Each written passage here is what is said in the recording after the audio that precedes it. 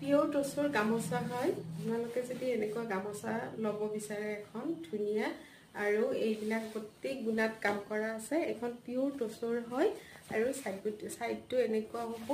একেবাৰে দীঘল আপোনালোকে এনেকুৱা এখন গামোচা লব পাৰে নেক্সট আৰু এখন মই দেখুৱাইছো আপোনালোকক